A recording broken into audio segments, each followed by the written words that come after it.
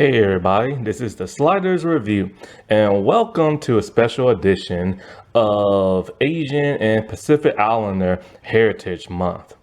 And I'm here today to talk to you about Digimon Adventure Season 1, or O1 as most people like to call it. This was the very first televised series of Digimon, and I love Digimon. It's one of my all-time favorite animes. And O1 is probably my all-time favorite Digimon series. I just love it so much. Maybe it's nostalgia, heck, I don't know. But everything just seems to come together when it comes to that of O1. I love the setting of the digital world. It's pretty much just your outdoor area. It looks kind of like a jungle, a bit of a forest, but it doesn't look like it comes from Earth completely because, they tend to be like giant flowers, or just the background is just very mushed together. And there's glitter everywhere. There's glitter on the grass, the water, the plants, the sand. It's just a very unique thing that makes it look like it's from another world, but similar to that of our world and everything. I love the characters. I've said this before in some of my other Digimon videos that when it comes to the old one characters, seeing them be like kids and young teenagers, seeing them as older teenagers, then adults, then older adults with kids, it really comes full circle. You know what I'm saying? It really does. And there's just something about them where it feels like, you grew up with them, because they was always in your life at some point in time. Because when this series came out in 1999, I was a sophomore in high school back then, man. You know what I'm saying? And so, even though Digimon, the old one cast, wasn't always there decade and year after year and stuff, they did re-pop back up as adults in the movies and stuff like that. It just comes full circle. I also love the Digimon in this series.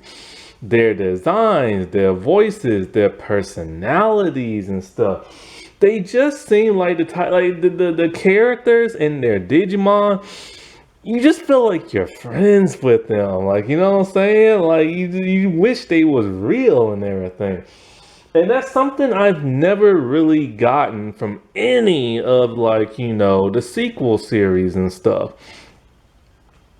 I've never felt that literal connection with the characters or love for the Digimon like I did with this season, which is probably why it's the most recognizable and why they constantly go back to O1 when dealing with the movies and the merch and stuff like that. It's kind of like Mighty Morphin Power Rangers.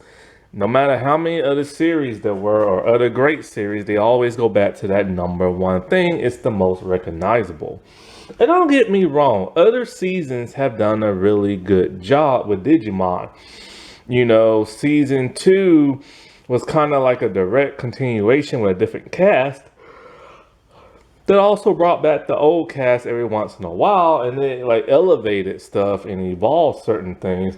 Season 3 was just very dark and very different. They emphasized on the fighting aspect of Digimon a heck of a lot more than the other seasons, which was a huge improvement because if there's one thing O1 always lacked, it was action. They had action, but it never really went on for a long time. Sometimes the fighting was spectacular, but it also felt very limited. Now that could be because of the American dub. They had to cut a lot of stuff out so it didn't look too violent and stuff like that. And season 4, in my opinion, is a very good underestimated season. It went back to formula, but a bunch of kids get thrown into the digital world and they have to navigate by themselves, even though they are given two guides and everything. You know, they have to like save the digital world. My only problem is they didn't spend that much time in the real world with their Digimon. Well, actually, they didn't even have Digimon because they were the Digimon.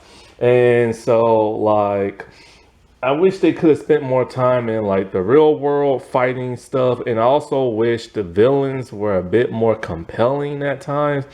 The overall main villain was just kind of odd, and I really didn't get it, but I did appreciate how they went back to formula and everything. And that cast of characters were pretty cool. The whole humans turning into Digimon, transforming, I have mixed feelings about that, like I did in my season 4 review. I would have preferred if they had actual Digimon to accompany them, but I get it, it's been done to death. They want to try something different. And come on, if a person could transform into a superhero Digimon, you know you would. But it would have been a heck of a lot cooler if they would have had an actual Digimon companion. And so, like, you know, and then after that, that's like, I kind of don't like Digimon no more. Data Squad, I never finished. I just never finished that. I can't stand the main character, and I really don't like how there's a different version of Angemon. Kind of like in season 4, a different version of Patamon. I mean, he still was cute and cuddly like Patamon, but he just didn't feel like him entirely. And I just don't like the idea of a different, like, you know, Agumon and everything. And but then, you know, after that was, oh God, Fusion. I tried twice to watch that and I can't. Fusion is actually the last American dub, I believe, for like Digimon, and it's only partially dubbed. I'll get into that a little bit later and stuff. And as for all the other ones, I didn't even know they was making new Digimon shows and stuff because they don't come out in America no more and being English dubbed. And but there are like so many series based on this one creation and stuff. But O1 will always be my all-time favorite.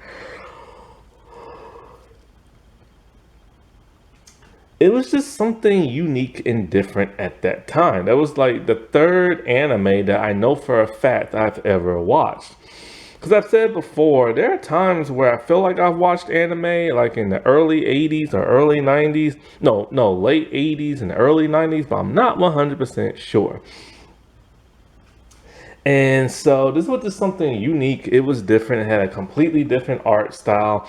And I just really digged it. I love the whole idea of a group of kids, originally 7, then later in the end, towards the end of the series, accompanied by an 8th child. I really love the idea of a bunch of kids just like at summer camp, and all of a sudden they get transported to another world that's different from theirs, and they are monsters that just roam the earth, and they are accompanied by, you know, 7/8 like monsters, and they're like best friends and everything, and they have to defeat evil. I love that concept and everything.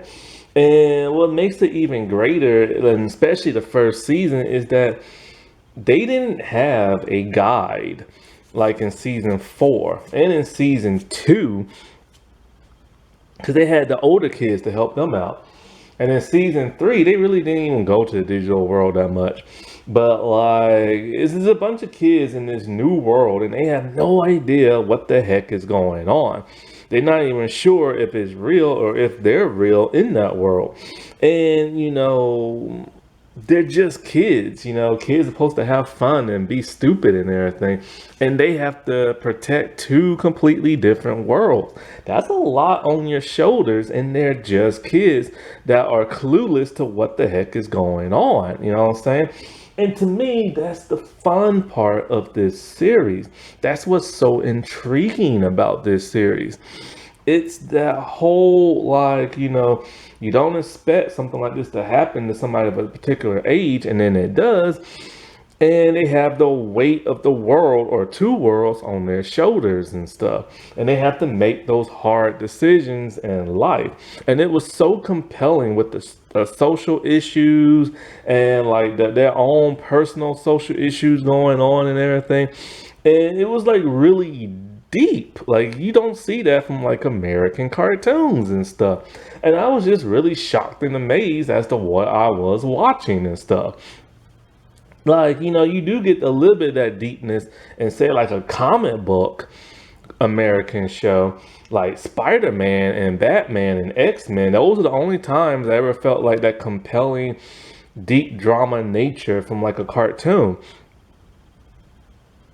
But that's only when you watch like superhero stuff. Other than that, when you're a kid, you're watching the silly, goofy, wacky cartoons and stuff like that, the comedy stuff.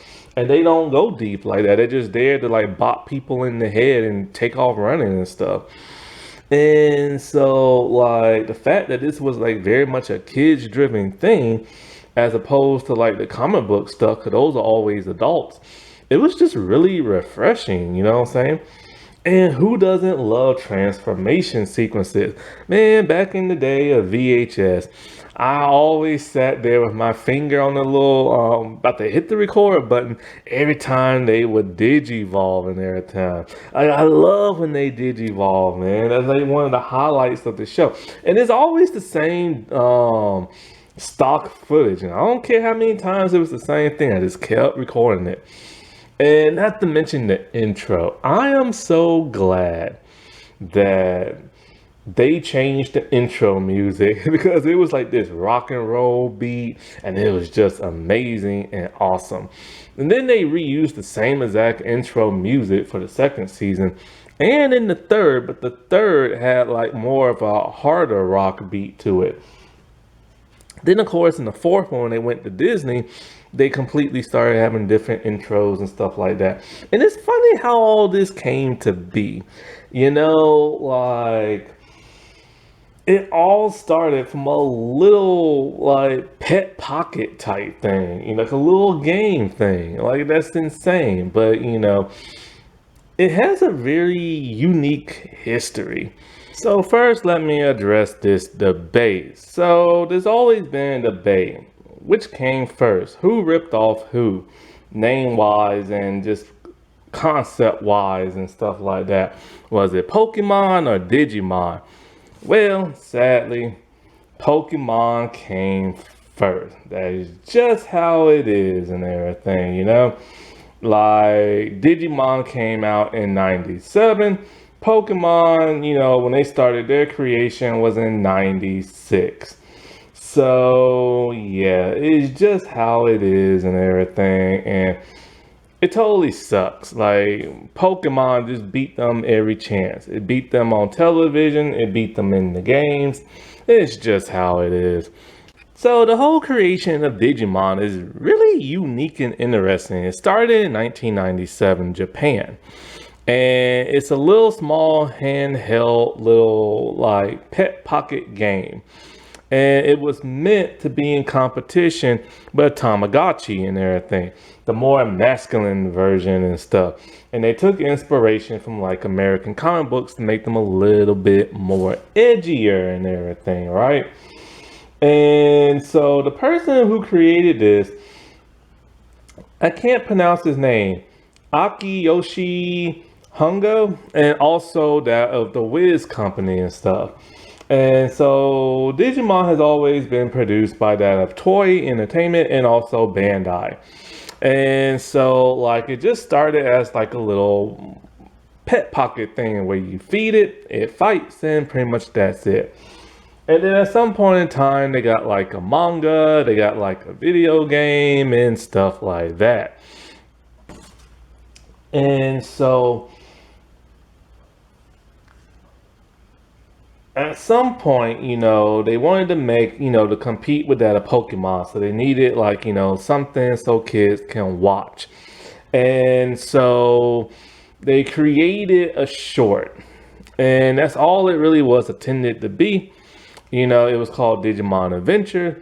and it came out in like 1999, I believe, because like, you know, the television series came out in 1999. So with the popularity of the short that you can find in the very first Digimon movie, and also on the re-release of the Blu-ray and everything, you know, it's basically just Ty and Kari. They're very, very young. Like Ty is probably like, I don't know, like 8 years old. Kari's probably like 5 or 4. And they find, like, you know, Coromon. And he later digivolves into Angemon and then Greymon. But this Angemon is really, really, really huge and stuff. And so, like, because, you know, Angemon's supposed to be, like, tinier. And this dude's the size of a building. They pop in, they fight, and then they leave. And then the kids are like, whoa, like, what happened and stuff, you know? And so they wanted a television series to correlate with that. And so Digimon Adventures was created and everything. Now, let's see, I'm trying to think. There was a comic called Digital World and stuff, and that came out in 1999 as well. And then I'm trying to think.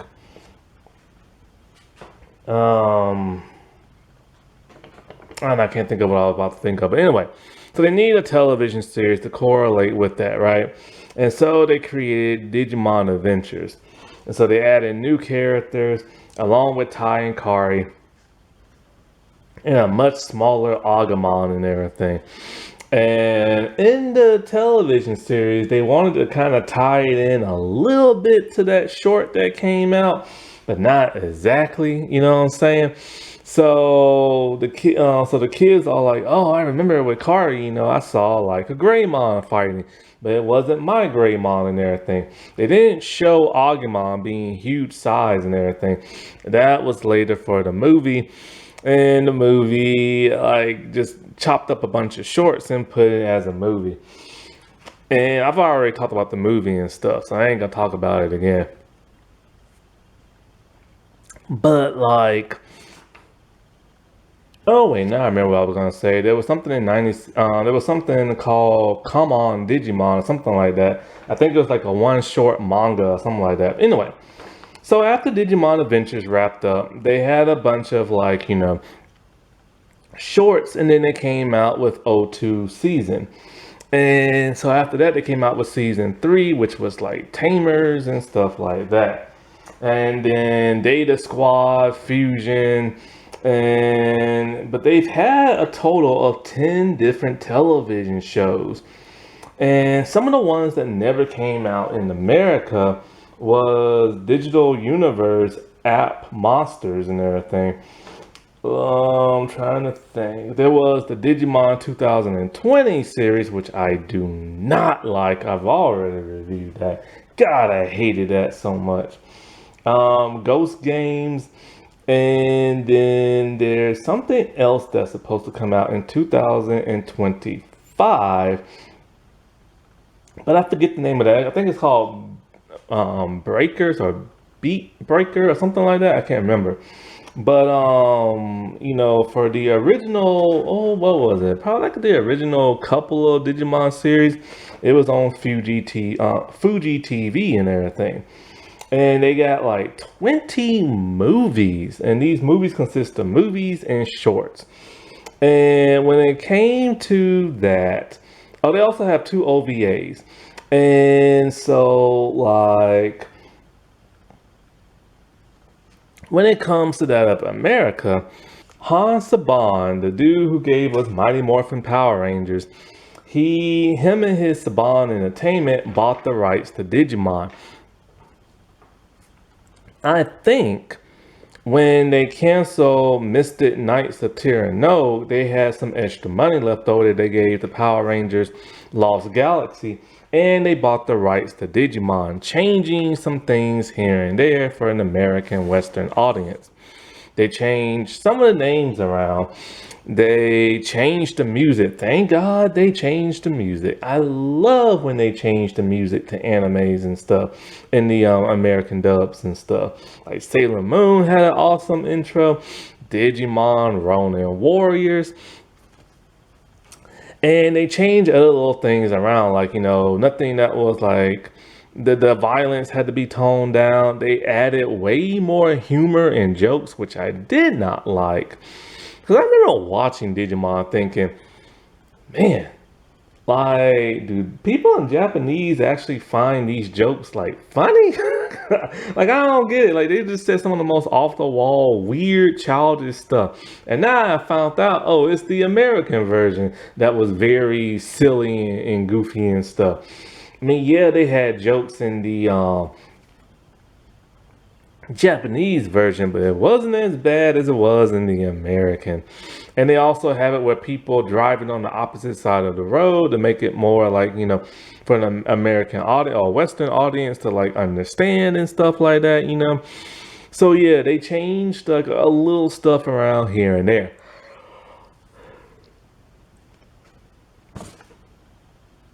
And so 01 lasted for 54 episodes. That's a lot. Normally Digimon lasts for a very long time. 02 didn't last for as long, about 50 episodes. One of the ones that have never gotten American dub was like over 60 episodes. But I think Fusion was the longest one of them all, about 70 something. I hate Fusion so much. And it's just like, I remember watching like, God, man, it's like, there's so many episodes. Like, I'm getting kind of tired.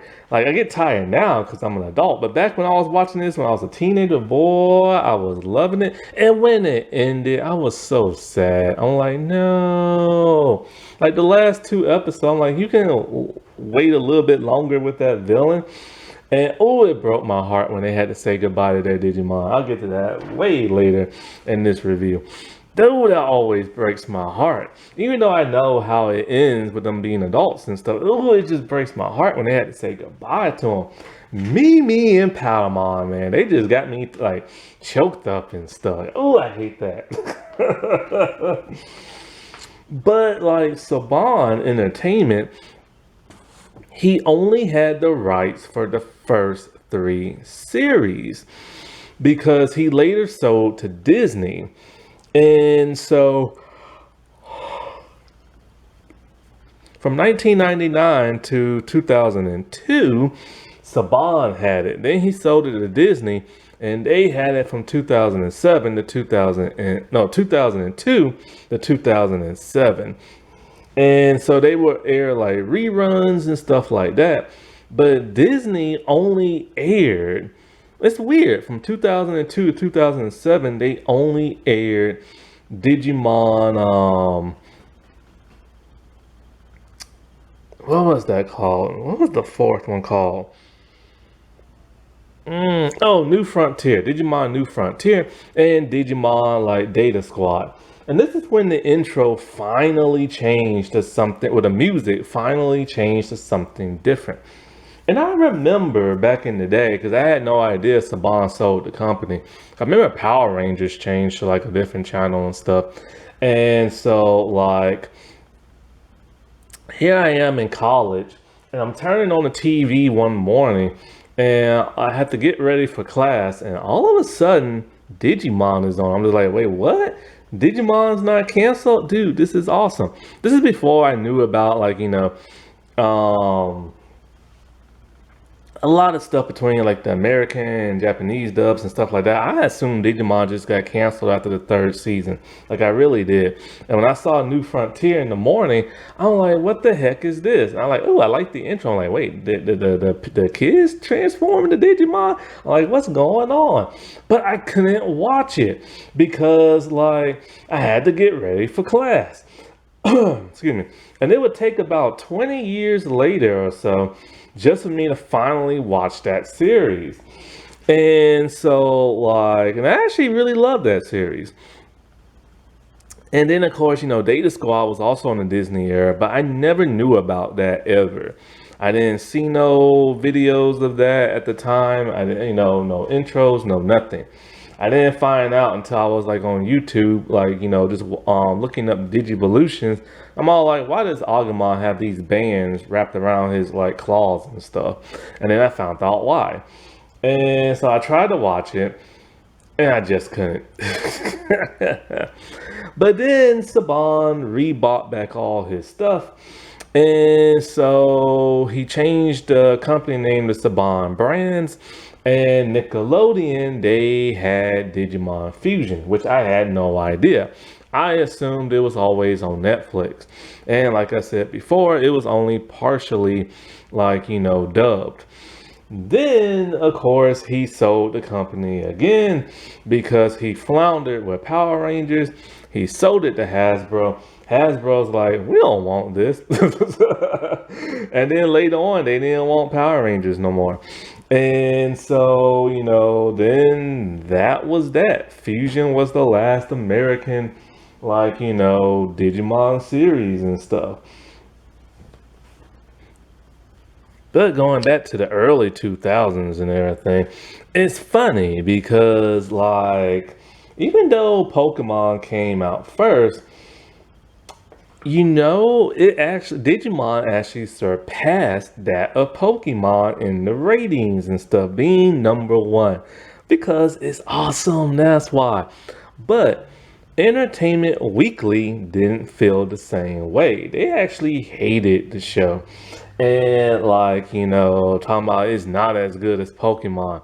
But look who beat who in the Nielsen ratings and stuff. And when it comes to that of Digimon, they've sold over $500 million worth of merch. And not only that, but like they're ranked as the 54th greatest anime of all time.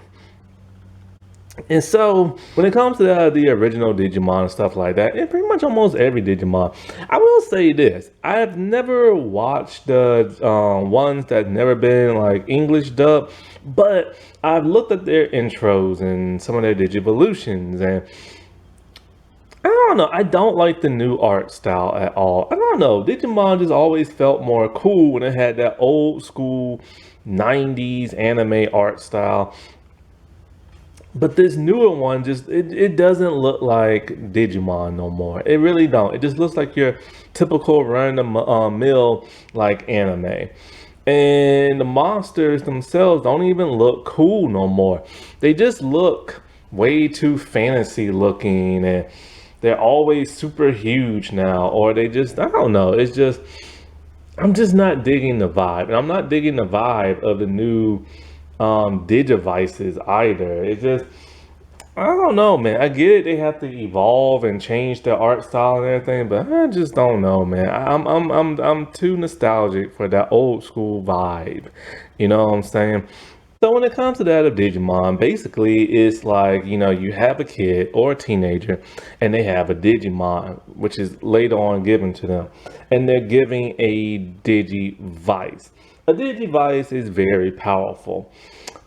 See, Digimon is never really stated when exactly a Digimon digivolves because, they eat, they fight, and that's basically what they do. And the more they eat, the stronger they get, and the more powerful they become in battle. And even though it's never specified, I'm assuming it takes a very long time for a Digimon to actually digivolve into their next evolution. From that of in training to rookie, champion level, ultimate, and then mega. And so it must take many, many years, if not decades, for them to digivolve and stuff. And so, but Digimon given to Digidestined humans are very unique and special. Basically, in the first series, it's like, the humans were scanned and those traits were given to their Digimon so they can better bond and everything. They don't have the exact same personalities, but they complement them, if that makes sense. And so these Digimon are completely different from any other type of like Digimon, because only a Digivice can cause them to Digivolve. And so without that Digivice, they just simply can't. And they have to have the combined, like, I guess, strength or aura of like their human counterpart. And so, and that's just to go from like in training to rookie to champion level. But to get to ultimate and mega, they need a little bit more help. To get to ultimate, they need a tag and crest, and their crest are like emotions and stuff like that, like not just also emotions but also human traits like courage, friendship, love, hope, reliability, knowledge, stuff like that, you know what I'm saying? And so these attributes that the Digidestined have are able to give their Digimon extra strength to go to that ultimate level. And the ultimate level is pretty much their fully Digivolved form. However, some are more special than that, and they can go to Mega. In the series, only 2 of the Digimon can go to Mega, and they need the help from 2 other Digimon, Digidestined, to help them get to that point. But like in the movies, 2 others can go to Mega, and in the O2 series, of course, 2 others can go to Mega by combining and merging and stuff like that. Pretty much, only a Digimon of a certain level can defeat another Digimon. Any level higher than that, then they simply can't, and they can de-Digivolve or be destroyed.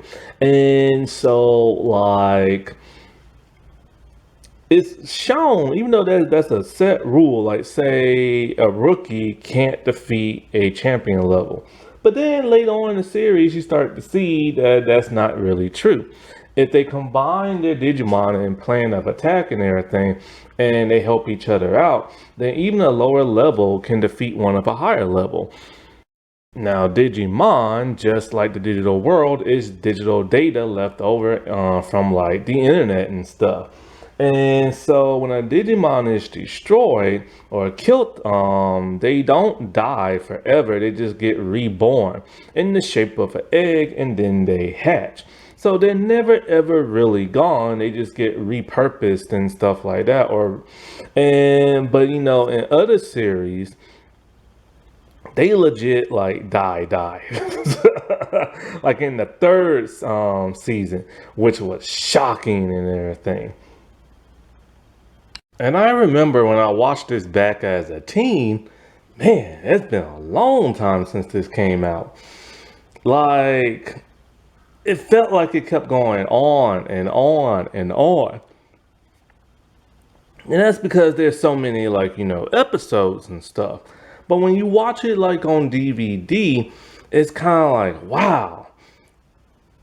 You really start to like admire like how structured this show is and the length of time it takes them to like defeat their villains and stuff, and all the little mini adventures that they go on, because they have multiple like main villains, like the overall main like bad guy, and individual teeny tiny little villains that try to stop them in their way. And the amount of time it takes them to like figure out like what's going on, how to like, you know, digivolve their Digimon, you know, how to like survive out in the wild and everything, and the amount of time it takes them to defeat the major like bad guy and stuff, you really start to appreciate more like what the writers came up with, and the amount of time they decide to give to each major villain. Sometimes they did very well with their main bad guys, and other times, not so much. Because, like, in the first 12 episodes, that's how long it takes them to defeat Devamon. And Devamon is probably one of the weaker main boss bad guys and everything. Like, you rarely see him like on screen, And he mostly works from like the shadows, or you don't see him at all. But then when you start to see him, like I said before, he rarely appears. Um, he is powerful with like the black gears and everything, and having like minions do his like dirty work and stuff. But like the moment they like meet him, you know, they get scattered, and then all of a sudden when they re-meet back up and they defeat him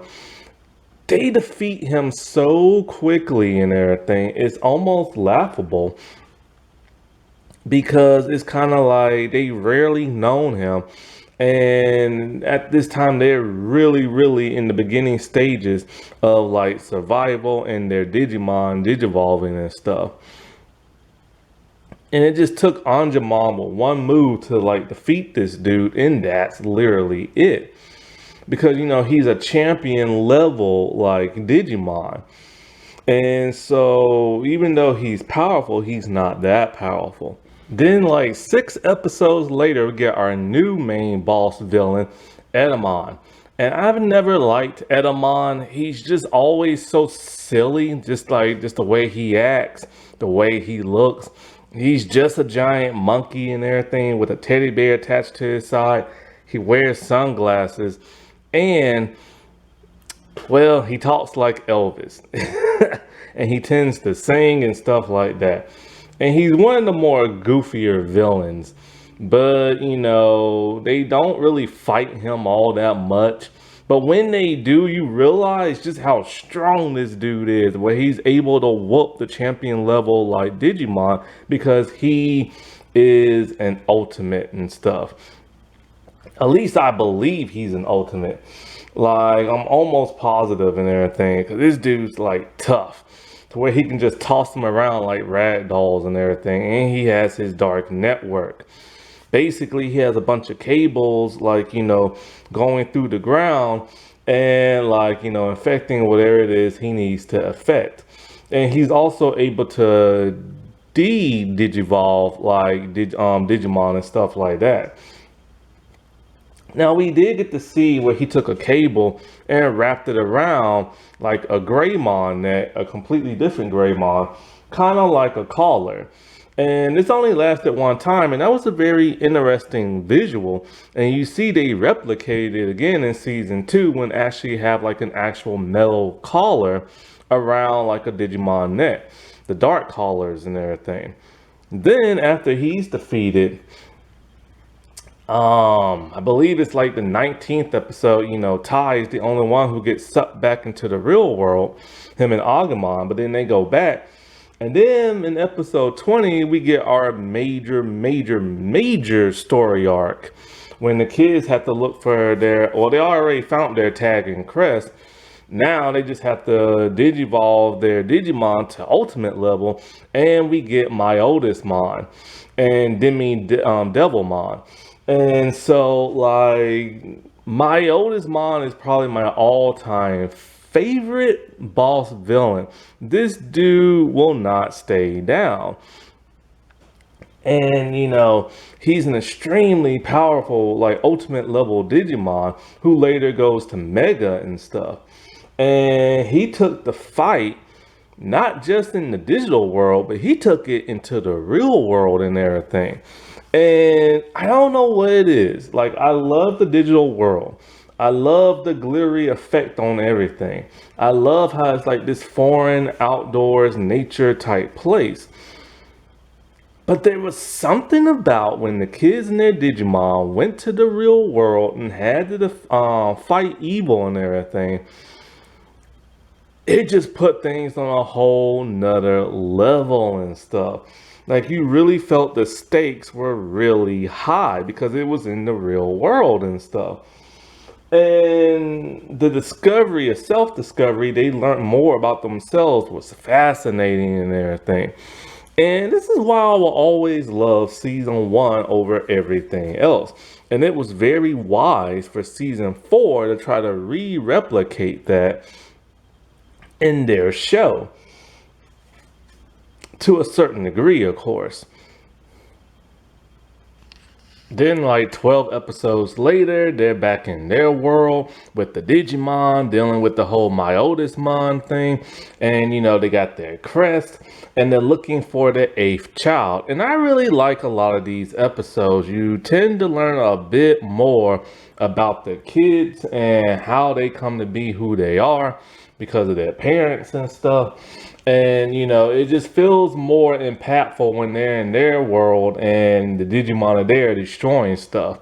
Then about 13 episodes later, they're back into the digital world, dealing with the Dark Masters and stuff. And that was a huge journey on its own, being accompanied by the eighth child. And then the last two episodes I feel like were just rushed, and I'm still pissed till this day about the final villain in those last two episodes because he should have been the grand all they set him up to be the biggest baddest person ever, and in two episodes he's like gone, and then the show ends and stuff, and it's just kind of like they really didn't think that one through that much. All right, let's get into some character bios and stuff. Ty is the leader with big bushy hair. And so he has the crest of courage. And Ty is kind of like the ipso facto leader. The group later kind of appoints him their leader because of how brave he is and how he's always putting one foot forward and always trying to help the group out by helping them to survive and everything. And so he loves to play soccer, and he has a little binocular telescope type thing in his pocket, which is so weird because what kind of kid has that? He also wears goggles, which is just like a weird thing, and it's like a recurring trope in Digimon for their leader to have goggles. Ty is a flawed hero leader. As brave as he is, sometimes he's too brave to where he'll just jump into a fight, or always wants to resolve everything with having the Digimon fight without trying to think of a better tomorrow and stuff. Sometimes this can cause conflict with that of Matt, who thinks more about, thinking things through and making sure everybody's okay. And so him and Matt are always clashing and stuff like that. And so because Ty is so brave, when they was in the pyramid and they had to go through the electrical barrier thing, he'll just go through it nilly-willy style until Izzy lets him know that, you can actually die from this.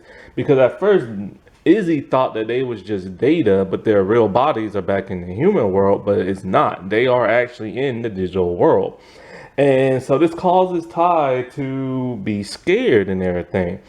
Once he regains his courage, he gets a little too pig-headed and hot-headed to where he keeps trying to force Greymon to digivolve into Ultimate to fight a new threat and everything.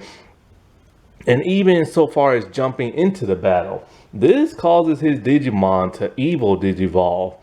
And so but once he's able to digivolve in the good kind of way, he defeats one of the bosses, but then gets sucked back into the on Earth, the human world. And he's the only Digi destined at that time to go back to the real world.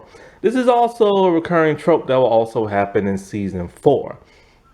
Because season 4 is just a requel of season 1.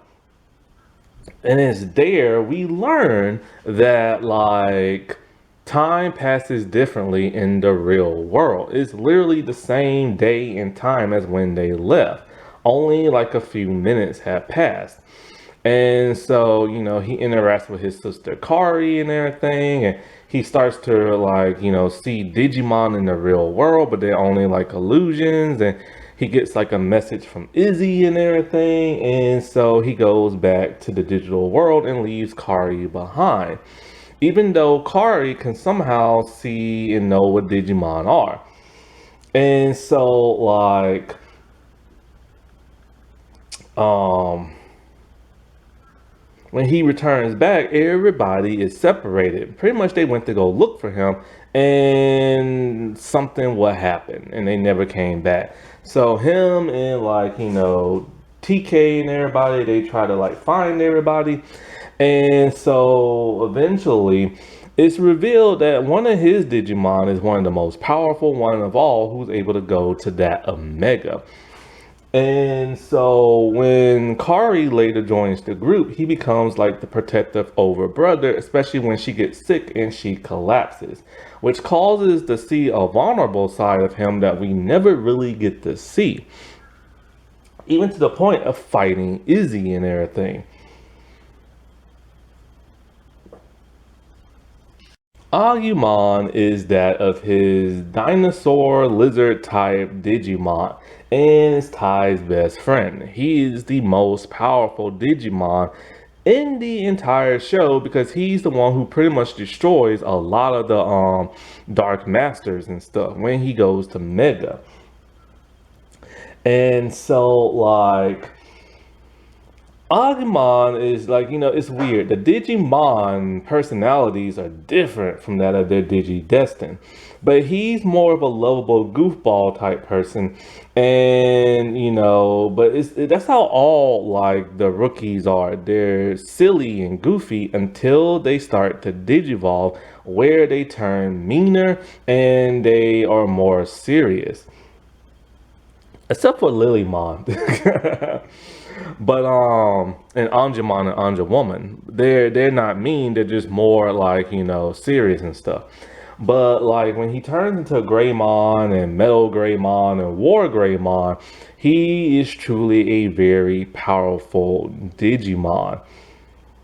Skull Greymon. So this is the evil ultimate version of Metal Greymon. And so basically this is kind of like an era in Digivolving. Basically Ty was acting very pig-headed. He was trying to force Greymon to Digivolve, and he was like, trying to insert himself into the fight.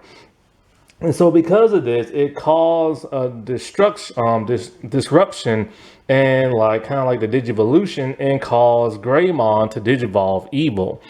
And so like he is extremely powerful and literally could care less about who he hurts. He's literally like a savage beast and everything. But it wasn't until he defeated his enemy and he was so tired that he basically drained all his energy and he digivolved and everything. In this season, this was the last time he's ever done that. However, he will make an appearance or a reappearance in season 2 when Agumon is captured by the Dark Warlord dude, or the evil emperor, and basically uses his evil powers to make Agumon Dark Digivolve. Matt has the crest of friendship. He's kind of considered second in command, but I've never seen him do that because he's never really taken on a leadership role. And Matt, like I said before, his frenemy is that of Ty. He can't get along with Ty because he thinks Ty is so like pig-headed and stuff like that and only thinks about himself and thinks about fighting. His primary concern is watching over TK, his younger brother, who he's never really lived with before that much because their parents separated and divorced.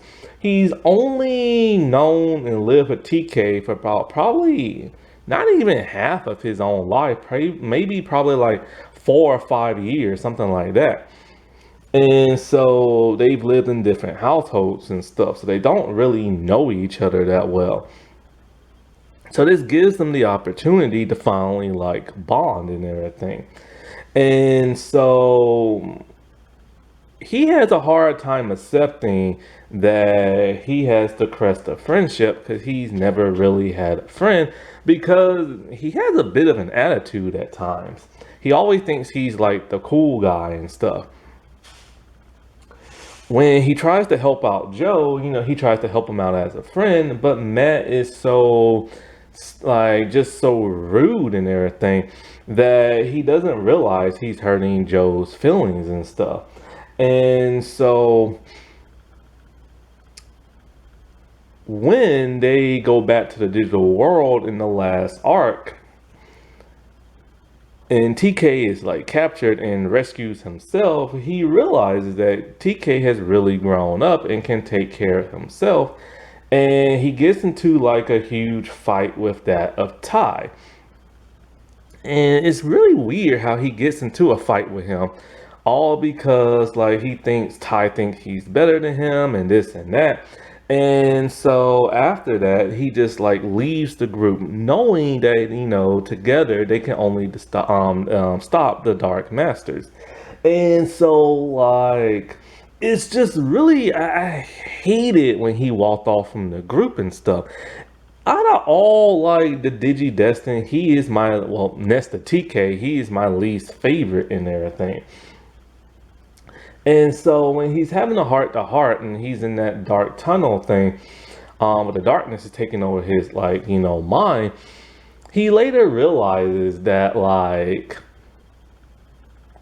I don't know, he comes up with an excuse as to why he fought like Ty. But it was really a stupid case thinking that Ty is a better older brother than he is and this and that.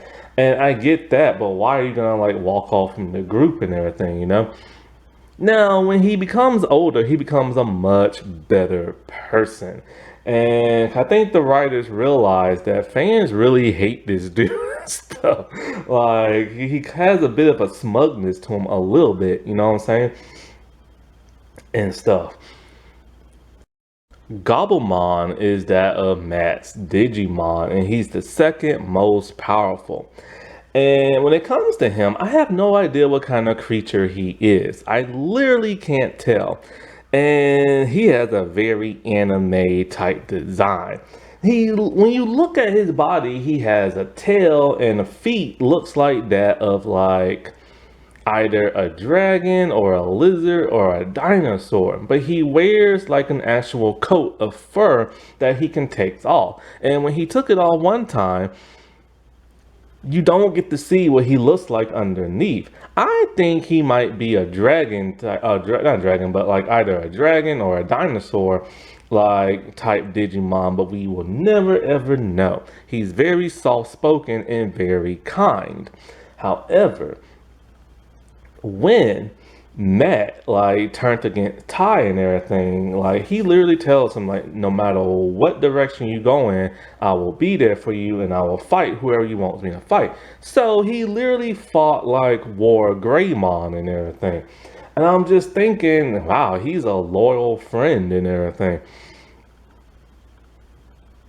And so like he digivolves into Garudamon and a rare Garurumon. And so that's more of like a wolf type, like a dog like wolf type Digimon. But once again, I have no idea what his rookie form is supposed to be.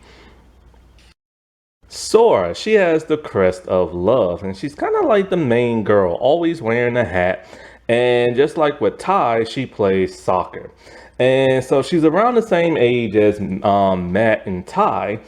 And she's kind of like third in command, kind of. Mainly because her Digimon is the third to Digivolve into the champion level. And also because like whenever Matt or Ty is not around, she's the one keeping everything together and stuff like that. She's very tough and also very kind. But when it comes to finding out of her crest, she has a hard time believing that she has the crest of love because she feels like she can't love nobody.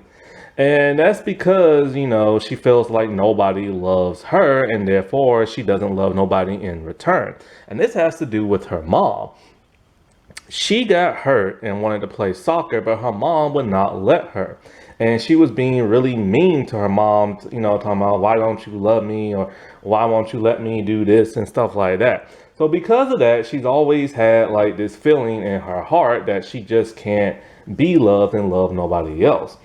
And until Biyamon wanted to like Digivolve, but then she got hurt. And then she realized, it was just her mom being protective of her. But she always assumed it was her mom not wanting her to have fun and everything and wanting her to be happy. And so, like, I always liked Sora. Sora was really cool. She's just a very kind, sweethearted person. And, when things got tough towards the end, she really tried to hold things together. However, season 1 and season 2 are the only time she is treated with respect. Every single, and I mean every single, Digimon movie and the reboot, they treat Sora like crap. And I mean they treat her like crap. Either she's never giving nothing to do, she doesn't have her big moment, or she's the one who just doesn't want to have anything to do with Digimon and saving the world no more. Biyomon is that of Sora's Digimon, and she's a cute little bird-like Digimon who's really sweet, very kind, very polite and stuff like that, but can also get tough. And I love when she met Sora's mom and revealed herself not to be a stuffed animal. And she's kind of like all like, life's full of surprises and everything. And so she helps Sora and her mom really understand each other, because like I told you what happened with Sora and the mom and the soccer thing, but Sora's mom always felt like Sora never loved her. And so Biyomon is the one who lets her know that. Now her other Digivolution forms are that of Birdramon and Garudamon. And so they're always bird-like Digimon. Birdramon, I hate the way she looks. She looks cool, except for like, that long snout and those jagged teeth and everything. Other than that, she's like really, really cool. And Garudamon is really cool, but they have her looking Native American type looking. So I'm not really sure what they have her look so tribal for. Izzy is my all-time favorite because he's smart. And I always love smart characters. Spock, Seven of Nine, Data from like Star Trek, And what's interesting is his Digimon and who voices him. Well, I'll get into that a little bit later.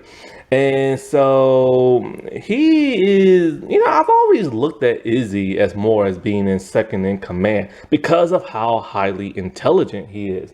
Without Izzy, the Digimon and Digidestin would have died like moments after being in like the digital world. This dude is the one who figures everything out with his laptop.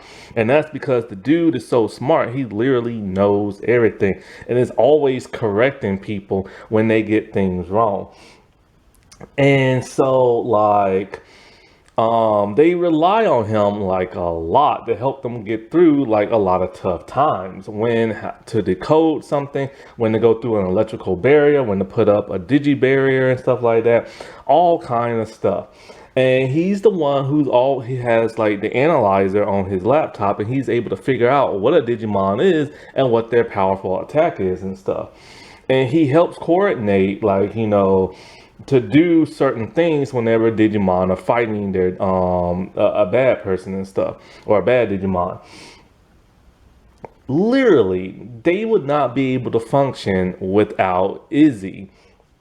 And he's one of my all-time favorite characters. They also gave him a very emotional backstory with like his parents. And the thing about his parents is that they died in a car crash. So his uncle, biological uncle and aunt through marriage, they took him in and adopted him, but they did not let him know he was adopted. But because Izzy is so smart, he figured it out because he eavesdropped on one of their conversations and stuff. So for years, his parents always felt like he resented them and never cared about them, especially when he came back to the real world and he had to put like a lock on his door to keep them out so they wouldn't find Tentamon and everything. And he was always disappearing. But then, they later found out that he actually does love them and everything, and that he's always known he's adopted and stuff like that. It was one of those backstories I was not expecting whatsoever. Now, he's not the toughest, and he gets his butt kicked by Ty when he literally straight up gets blunt with Ty and tells him the truth about what the whole Kari situation, and Ty's not having that because he's in an emotional state. Now, when finding his crest and everything, Izzy decided to give up his curiosity. I don't know what the Japanese dub of this is for, but in the English dub, it's like curiosity he gives up. It might be something different in the Japanese dub. I have no idea. But it pretty much causes him to be like a brain dead, like zombie and stuff. But he's able to regain it back. Because, of course, without his curiosity, he wouldn't have his knowledge and all this and that. Tentomon is that of his Digimon, and one of my favorite Digimons. And because he's just so funny and everything, because Izzy doesn't tell jokes. But Tentomon is very sarcastic, and he tells it as it is, but in a really nerdy, dopey kind of way. Now, what's interesting is who voices him. I forget the voice actor's first name, but his last name is Nimoy. It might be Peter Nimoy, and Nimoy is a very famous last name. Leonard Nimoy played Spock in Star Trek. And so they are actually related. And this Nimoy is the one who wrote a lot of the English dub versions and stuff. Now, I think this Nimoy voice actor was twice removed from, or once removed from the Nimoy family. I remember reading that years ago. I don't know if it's true or not. And so, without this dude, we wouldn't have the weird, crazy, goofy dialogue of like Digimon, which the English dub is a little too silly at times. But they was new at the job, so whatever. But Tentomon is cool. Like, he's nice, he's a little bit of a scaredy cat, but he's also tough and everything. And I hate his champion level form. Gabu Terrymon. Gabu Terrymon just looks like a giant fly. But not just any fly. I think they're called a king wasp. That's what he looks more like. But Mega Gabu Terrymon is really cool, like a beetle form type and everything. But I just love myself some Tentomon.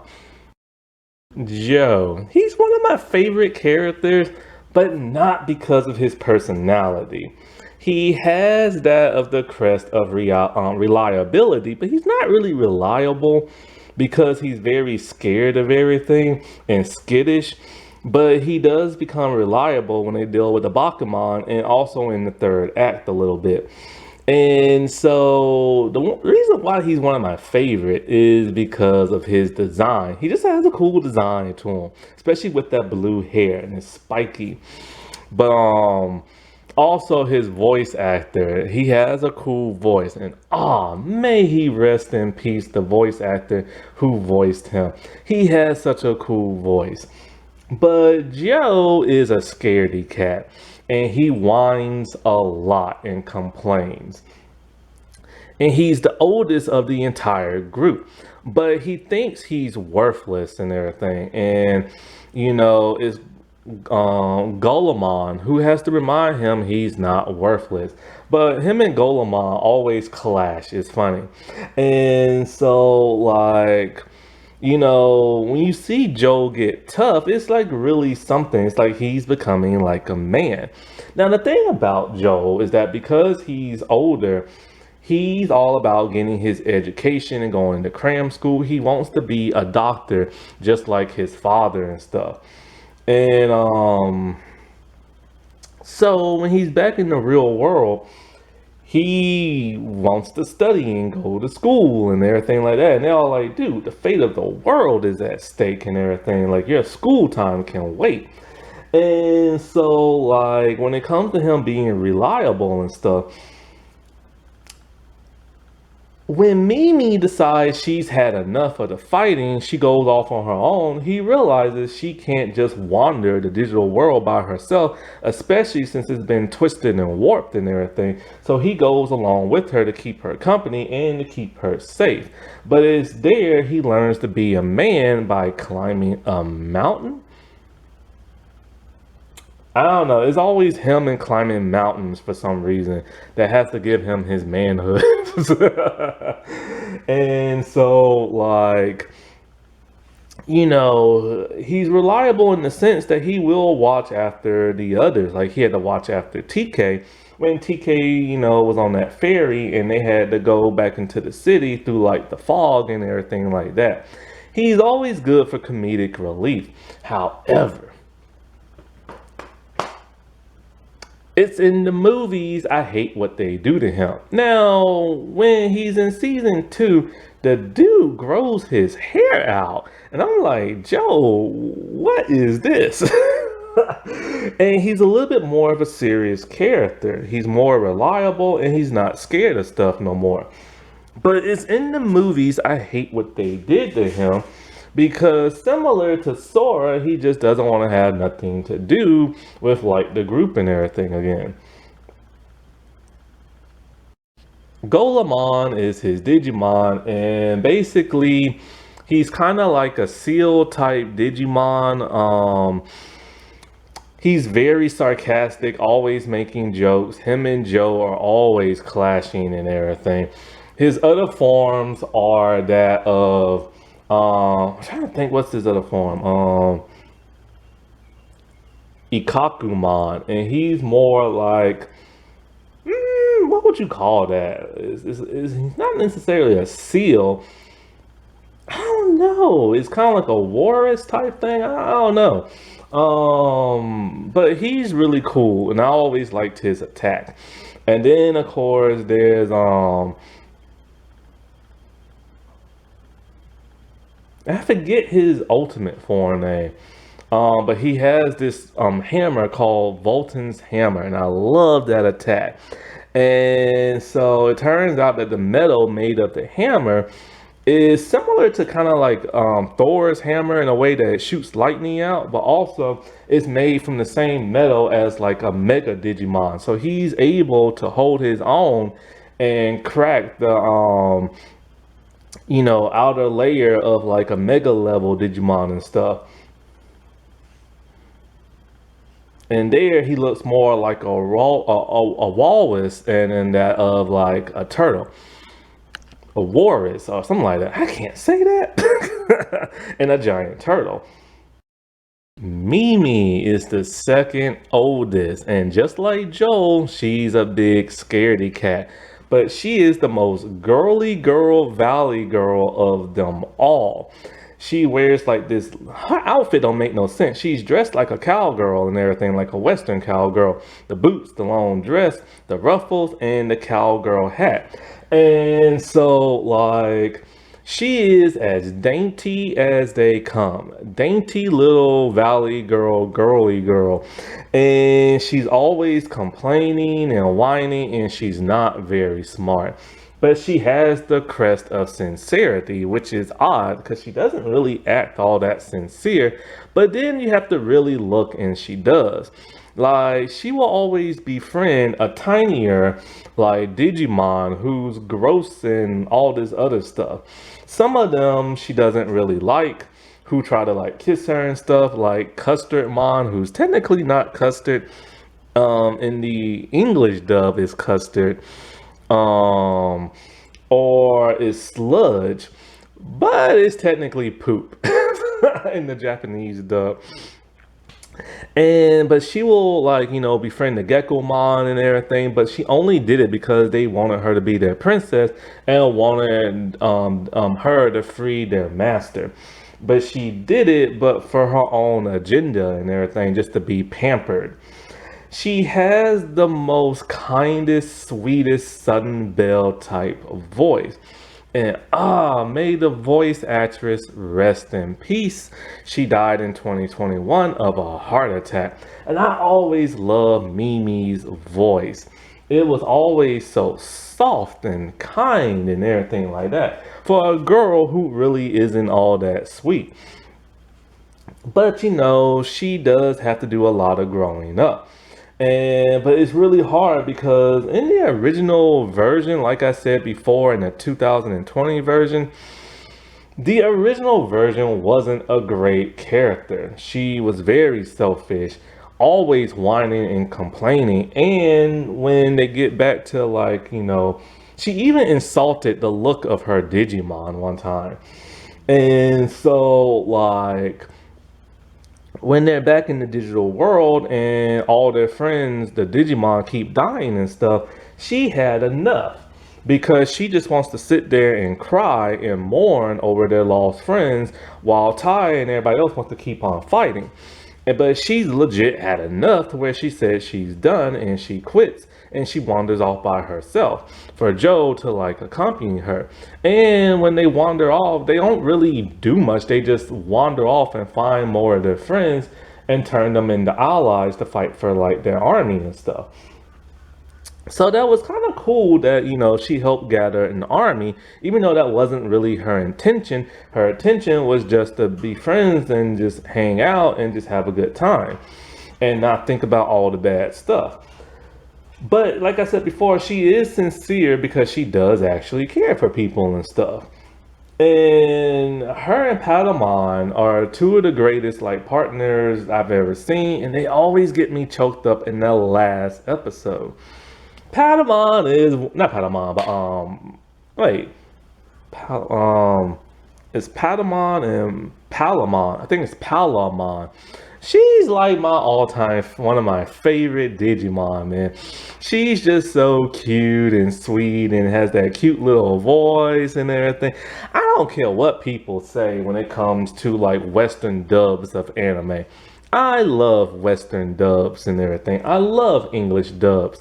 They really bring a really cool quality to their voices and stuff. And so it's only when they're rebooted and redubbed is when they sound generic then. But she is Mimi's Digimon and she's a plant Digimon. And so she turns, she will do anything for Mimi. She's nice, but she'll also kind of tell her how it is, but in a really sweet kind of way. She digivolves into Togemon, and Togemon's voice always sounded like Rosie O'Donnell to me. And with her needle spray, how does she not hit random people and stuff? But I do like Togemon because she has these boxing gloves and she'll punch the crap out of people and stuff. And then Lilymon is the ultimate form who digivolves in the real world and stuff. And she's more like a flower plant type Digimon who's really tiny, really cute, and has but not the toughest out of all of them and stuff. She normally gets her butt kicked by my oldest mom a lot. And so I swear to God, man, Palamon and Mimi at the very last couple of moments of the series, whoo, that always gets me choked up because they have to say goodbye to their Digimon because they think they're gonna be able to spend years there, but because of the eclipse and the time, synchronizing with the real world and everything, it causes, time to act normally now. So they only have 2 hours left. And Palamon doesn't want to hang out with Mimi because she's so sad and be all well, if I don't have to say goodbye, she's never really gone. So this causes Mimi to just cry non-stop for over an hour and stuff. Until Palamon comes to her senses and runs after the fairy and everything, the little cart. And you see all the Digimon running up to first you see Palamon crying and everything, talking about Mimi, I'm sorry. And then she trips and falls.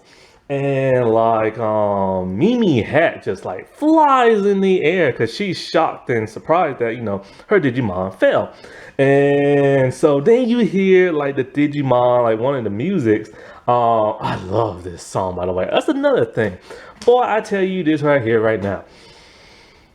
American English dubs of animes and stuff have some of the best music ever. And when you hear this music play, you see that hat fly in the air. You see the Digimon run alongside like the shoreline and everything.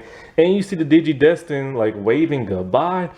Oh my God, it just tugs at your heartstrings and stuff. It gets me choked up every freaking time. Because at that point in time, as fans, we thought this was truly the end and they would never get to see each other again. Until Ty's voiceover and pretty much talking about, we might see each other again. I'm like, oh, okay, so there's a possibility. And also there's Kari and what she tells Gatamon. And so we're like, okay, so there might be the possibility they can like see each other again. And then O2 happens. And well, it's not exactly what I thought it was gonna be. I'll get into that whenever I review season 2. TK. I hate TK. I hate this dude. When he's younger, he's annoying. They really yucked him up as like the annoying little kid in the English dub. But I heard in the Japanese dub, he's just as terrible. And people don't like him there either. So at least we all got that in common. He just sucks no matter which version he's in. He is the youngest. And so he's always acting like a annoying little kid, always asking questions, always mispronouncing things, always crying, just getting on people's nerves. And so he's always wearing like a hat, no matter which version, how old he is, he's always wearing a hat. Except for in the rebooted version, I don't think he wears a hat, and if he does, it's a different color. And so, like, he has a backpack, and his book bag is interesting. It looks like it has a face when you look at the zippers. I don't know why he has a book bag, he never uses it. But, like, and also, if it's summer, why is he wearing a long sleeve shirt? I don't get that. Anyway, so he is the youngest, he is the brother of Matt, and they barely know each other. He feels like at times he can be a burden to some people because he is the youngest. And he actually wants Ty to be his older brother and not Matt because Matt is so stubborn and just acts like, the stubborn cool kid and stuff. And so when it comes to him and his Digimon, Patamon and him always, whenever they have a solo episode, they always get into like an argument. To where Patamon's just like, screw you, I'm flying off. And everything. Because he tends to treat Patamon like crap whenever it's a solo episode of his and stuff. And, but if it's not for TK, they wouldn't be able to do what they do because his Digimon is an angel Digimon of hope and he has the crest of hope. And so, like, it's because of Angemon and what that angelic thing represents that they're able to do what they're able to do, and especially for his brother Digimon to like go to the mega level and everything. He was tough enough to like, escape from Puppetmon. And he was able just to use his brain. And that's like kind of cool, you know what I'm saying? And he protected Kari when those were the last 2 humans left, well, other than Mimi, who wasn't there. Boy, could you imagine if Mimi turned into a keychain, boy? But his Digimon is always the last one to Digivolve. Now, TK will come back for O2 as a teenager, which he's a much better character. Now, Patamon is my all-time favorite Digimon. He's just so cute and cuddly and everything. He's kind of like a gerbil or a hamster with wings and everything.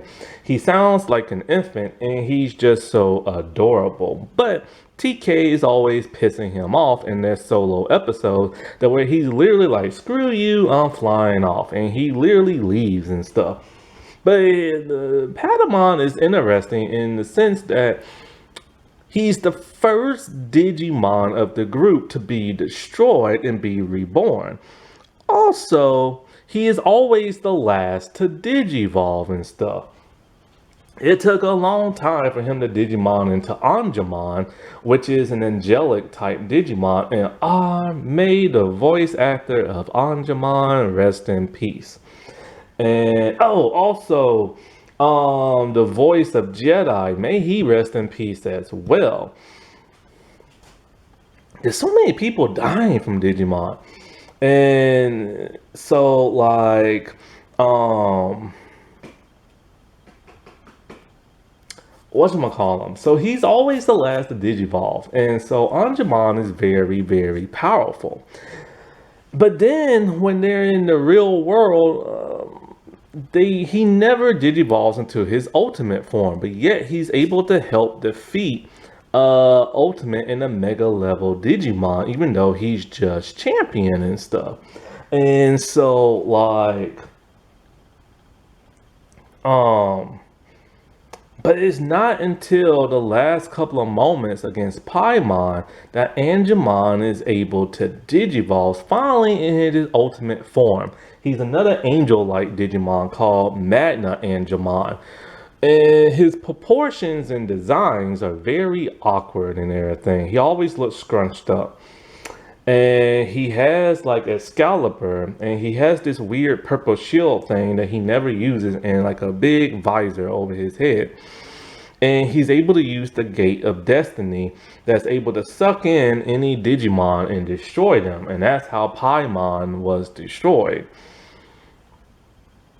Kari. So Kari, better known as the 8th child. And so like she has the crest of light. And she is very, very special because originally it was just 7 kids that went to the digital world. But then like she shows up in the second arc. There was supposed to be 8, but she got sick and couldn't go to summer camp. She's Ty's younger sister. And she's just like little cute and adorable and everything, and so much better than TK written. She's adorable in a kid kind of way, but not an annoying kind of way. And she also is a bit tough. And so like when it comes to her, there was this big mystery of who is the 8th child. Well, they pretty much gave it away when Ty went back to the human world that first time. And, you know, there's a Digivice on her bed, but then, you know, her cat took it and ran off with it. And then, like, you know, a bird got it and this and that. So the identity of the 8th child was literally just spoiled from, like, that moment on. And so it's not really a big mystery, but it's a big mystery for the characters in the show. And so I wish they wouldn't have spoiled it like that, you know what I'm saying? And so, but you know, they did. And so like you kind of realize also she's the 8th child because Miko, her cat, just ran off with her Digivice. So like, it's like, wow, big mystery there. But you know, my oldest mom is looking for her, and so it's like the minions, and she befriends one of his bad guys named Gennai and realizes that Gennai is not as evil as she thinks she is and turns out to be her Digimon. After it's revealed, they have to keep her secret, but they're not doing a very good job because my oldest mom is stepping up his attack. And so because of that, she helps, you know, defeat like my oldest mom and stuff, along with her Digimon, who's also an angel-like Digimon. So she returns back to the digital world with them, and she's pretty much just there to kind of like, they kind of insert her into little storylines that makes her like a helper and stuff like that. But there's something always been odd and mysterious about her. Like at first when she said, like, because none of the other like adults could see Digimon when Ty was back in the real world, but she was able to see it, and it's kind of like how, you know what I'm saying? And so it's later on revealed how and stuff. And so there's this entity, kind of like a spirit, that resides around the digital world and protects the digital world, called, I forget what it's called, but starts with an H. Heterostasis or homeostasis or something like that. I can't remember what it's called. I can't remember. It's called something with an H. But it takes over her body because they don't have physical bodies of their own, and they're able to communicate through like, other Digimon or people, but mostly they communicate through humans and stuff for some reason. I don't know why, because humans aren't in the digital world, so wouldn't it make sense to communicate through a Digimon, but whatever. And so this is the first time we ever seen this happen, and this person explains how everything came to be and why they was chosen and why they chose them and this and that. And so for the longest time, that's never been explained about what took over her body until Digimon Tri came out over a decade later and stuff. And so like, so I'm glad Digimon tried, like, explain some plot holes that was in the source material. And so, like, at some point she gets, like, sick and she collapses only to be fine. And then she helps, with the others to defeat, like, the bad guys, this and that. And so when Garamon's all sad and is all like, this is the last time we're going to see each other. And Bakari's all like, until we see each other next time. And which surprises Garamon, kind of like, what are you talking about? And because somehow she knew that she would go back to the digital world and there would always be danger and this and that. How did she know? It could have been because of that entity that took over her body. Maybe, we don't know. But she does appear in season 2 as a teenager, helping to defeat evil once again. Garamon is one of the most unique Digimon ever. She's cute and cuddly and looks like a cat. And so, like, she's Kari's Digimon. And out of all the Digimon in the Digidestined, she is the only one to be at the champion level full time. And we do get to see her rookie form, Solomon and everything. But we rarely get to see her. And Solomon looks like a little puppy. Which is funny because she turns into a cat and then later turns into an angel and then later on turns into a cat again. It's just one of those things, But yeah, and I hate when they keep calling Garamon a rookie when she's not. She's actually champion. And so like, but she's called Tailmon in like the Japanese dub. And so Garamon, she was first introduced as being part of Myotismon minions. But, this is because he found her, kidnapped her, and turned her evil. He hated her eyes because they were so defiant. When she meets Kari, she's just kind of like unsure around her, and has this sense of like weird feeling around her. But then when she realizes she could be the 8th kid, she goes to kill Kari, only she can't. Something will not allow her to. Because she later realizes with the help of Wizardmon, she is the 8th Digimon and everything to that of a Digidestined. And so Myotismon always knew there was something special about her, but they didn't know what, and kept her from Kari and stuff. And so she's able to Digimon into Angemon. And Angemon is slightly sexualized in her transformation, showing like her butt. And then at one point when she saves Kari and all you see is her boobs. Now there's this one YouTuber who's a huge Digimon fan. That dude loves Angemon. So much he bought like a statue of her that's like, I think over like $1,000 maybe and stuff, because she is drawn very beautiful. Like, you never get to see her face. Same with Angemon and MagnaAngemon, you never get to see their faces. And I've always wondered, what does their face look like? It would probably look human, since everything else about them looks human and stuff. But they are angelic type Digimon. And she is very powerful, that she can first destroy my oldest mon, but not for good. But she helps Gabumon go to mega form and everything. And so, like, she also has a nemesis in the form of Lady Devilmon and everything, which she's not able to destroy, but they get into another fight in season 2. Jedi. I've always heard his name as Jedi in the American dub. When I look at the spelling of it, it looks like Gennai. Maybe they say it differently in Japan, I don't know. But Jedi, which I'm gonna call him, is a mysterious old man who always keeps his eyes closed, except for that one time when he was like choking, like tying a headlock, and he had his eyes open and stuff. But anyways, he's this mysterious old man, and at first you don't know who he is. You think he's human, but he's not human, and he's not a Digimon. He's more like a program, I guess you could say, like a humanoid looking program made of data. But he says he's not a Digimon because he doesn't have any Digimon attributes. What are their attributes? I honestly don't know. But like, he knows a lot about Digimon and Digivices. And whenever he started talking to the kids, he would communicate through Izzy's laptop. And he had them meet them at his place, where he informed them of certain information about what's going on and why they was chosen, stuff like that. But he doesn't explain too much. That comes in the later part of like the season.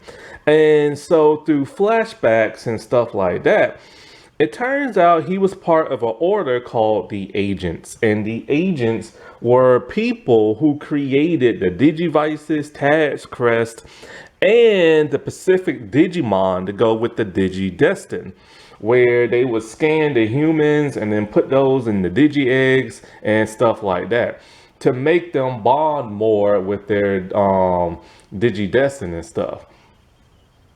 But then they got attacked by Paimon, and like the agents all died except for Jedi.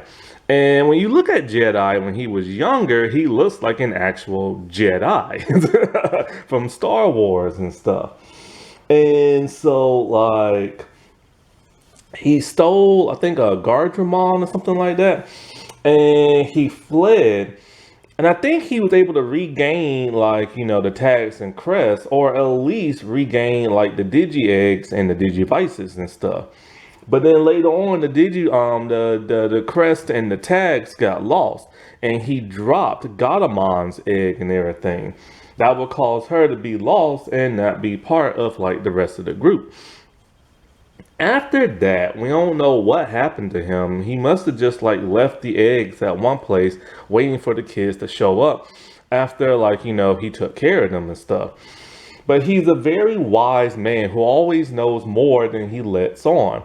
He never truly tells the kids anything truly straight up. Sometimes he'll speak in like rhymes and stuff like that. Or like, he'll give them a little bit of information and so they can figure out the rest. And he modifies Izzy's laptop so he can be able to identify Digimon through like a digital analyzer and stuff. Now, when it comes to that of Jedi, we'll see him a bit more in like season 2, but in a younger form for some bizarre reason. I forget why. And he shows up in a couple of like the movies and stuff. But basically, he's just there to help protect the digital world and also be kind of like a guide to that of the Digimon, the Digidestin. Kind of almost like a Zordon Power Ranger kind of thing. Wizardmon. So Wizardmon is kind of like a Mother Goose kind of character, where he lives in Primary Village, and that's the place where all the Digi eggs are formed. And not only that, but if a Digimon dies, then their data gets repurposed and recycled and goes back to Primary Village where they turn into like an egg. And he takes care of all the eggs by himself. And he's extremely protective of them like a mother hen. And so he will straight up just like attack anybody who's pretty much goes to like his village or messes with the eggs and this and that. And so he's very short tempered. But him and Patamon couldn't get along at one point, and so they started to fight. And so, but later on, he becomes very, like, he befriends that of TK and Patamon to where he even thinks that, one day they will take over the village when he's long and gone and everything. And but when many years have passed and he receives them again, the digital world has been pretty much like, drained of everything. And Primary Village has been like pretty much destroyed. And it leaves him sad and depressed. And when I think, what was it, Mimi, I think it was, or Joe and them or something like that, they wanted him to help fight the Dark Masters, but he was too scared, but then later on rejoined them again.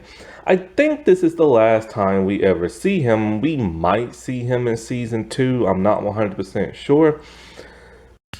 Angemon. He's an ultimate level Digimon. And he's a cyborg Digimon. But when you look at the flesh part of his body, it looks very human. So I don't get it. Is like, so he's not like Jedi and he's not human, but he's an actual Digimon.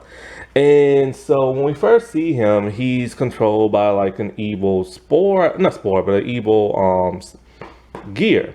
And so, he's extremely strong and the Digimon have a hard time fighting him at first because they're in their champion level. But then they realize this dude is ultimate, and it takes another ultimate to fight him. After he's freed, he's a heck of a lot nicer and stuff. He's very noble and a warrior. And many years later, he wants to fight the Dark Masters because they pretty much destroyed the entire digital world. So he aids the Digimon in like stopping them and stuff. And we'll see him again in that of season 2. Leomon, one of the coolest Digimon and one of the most recurring gags of all time. So Leomon is like a lion type Digimon with a sword, and he is a warrior, ultimate level, and he befriends that of the kids. And he helps guide them in like their quest and everything until he is possessed by a dark gear. And then he turns kind of like dark Leomon, and he's like a heck of a lot bigger and like white eyes, and he's just evil and stuff like that. And so in order to help this dude, the Digivices shine their lights on him, and it frees him from like the dark gears. And this happened all by like mistake until the Digidestin realized, hey, this is the way to free him. So they kept doing it with the Digivices. He gets blasted on 2 separate occasions, and he helps fight, help guys, the Digimon to where like, Devamon is, and then when they defeat him and the rest of the Digimon, they help make like a raft for like the kids to float on so they can go to Val Island, because at first they was on, I think, what was it? No, wait. Trying to think what they go. Okay, there's Infinity Mountain, there's Val Island, and then something else. I forget where else they're from. Whatever. He just helps them get to like a certain place that's further away from the continent that they're on and stuff. And so when we see him later on, it's really interesting because all that like, Digivice light that shined on him caused him to digivolve many years later into his mega form. And it's uncontrollable, and sometimes he just can't control it. And it's a really cool looking form and everything. And he helps defeat Edamon, well, Metal Edamon and everything. And sadly, this is when he dies for the first time in the entire franchise.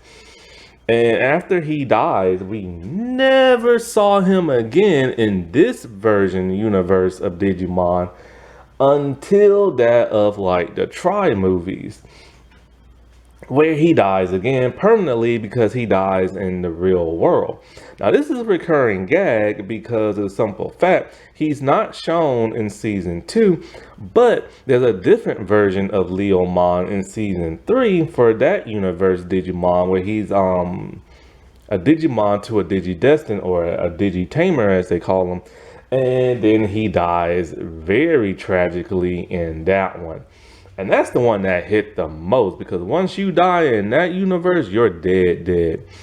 Then I think he was in season 4, but once again, a different version. And I think he dies. Then he was in the rebooted version of Digimon 2020. Or is it called Digimon 2000? I can't remember what it was called. But anyway, it was the rebooted version that everybody hates. And for the first time ever, the dude lived. And everybody was excited. Ogremon. So he starts off as a bad Digimon. He's a virus Digimon. And so he looks like an ogre. He has a giant like club. And so his primary mission is just to fight Leomon to the end of time. And so when Leomon gets possessed by a dark gear, he later on forms an alliance with that of Devimon. And so he's always attacking the kids. And so years later, when the Dark Masters took over, he started getting attacked by their minions and stuff, where he finds some of the Digidestin, and he later turns over a new leaf, where he decided he's going to help out the Digidestin to take down the Dark Masters. And he hurt his arm in the process. Now, we learned that Digimon heal very fast. That's what the Digimon told us. But it takes him a very long time to heal up. This could be because the Digimon heal up because every time they digivolve and they get stronger and stuff, what he's unable to do. And he has to go through the long process of like digivolving and stuff. But I'm pretty sure he's an ultimate level. So this is like his last like digivolution. Unless something was to happen and he goes mega. So he does help aid in like, the battle, but then afterwards he decided, you know what, this is too mushy for him, and he decides to leave. And at that point in time, we never saw him again until the Tri movies came out. Gazamon and Pumpkinmon, two awesome dudes who just want to party and have fun. They're part of my oldest Mon's like gang, but they don't want to harm people. They just want to hang and party. So in the real world, we just see them go like on a joyride type thing. They're just having fun. They're wreaking havoc, but in a good way. And then they are later, I think what they destroyed or sent back to the digital world by my oldest Mon. I think he said he sent them back, but I'm pretty sure he destroyed them and everything.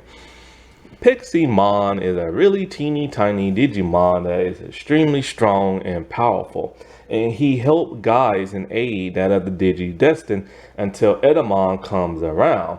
And so he's the one who first introduces us to a Digi-barrier. A Digi-barrier is basically like an invisible force field that they can hide from like anybody. And so, like, years later, when the Dark Masters came around, he sacrificed his life to, like, get the kids out of there because he knew that his life is insignificant compared to that of the Digimon and Digidestin. He also helps train the Digimon and also the Digidestin into being better fighters and stuff, especially when Tai loses his way. I think what was this one? How he lost his way? Either he was scared or something happened with like no, okay, so I'm trying to think. This is before the whole Skull Greymon thing. So I think Ty was like afraid and scared, and then he had to get regain his courage and stuff. But whenever he trained the Digimon, he basically just had them clean his place. So he's kind of like Miyagi in a way. Whalemon. So Whalemon's a giant whale Digimon, and he had like a dark gear in him.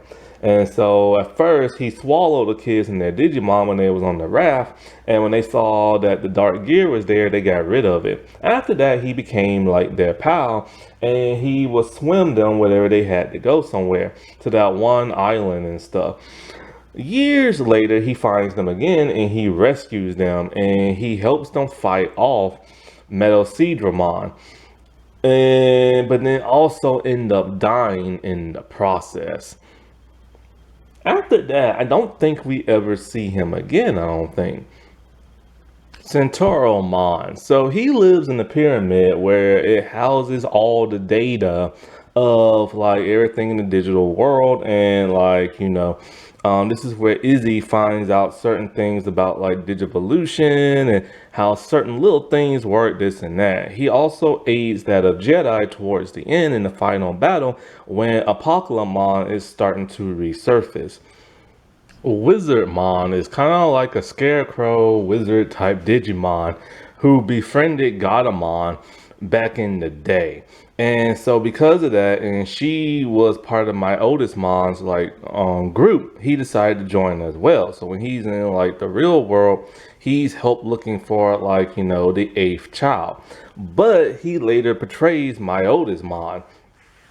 And because his friendship with Gatomon was just like the best thing like for him in life, because she helped save him many years ago and stuff like that. And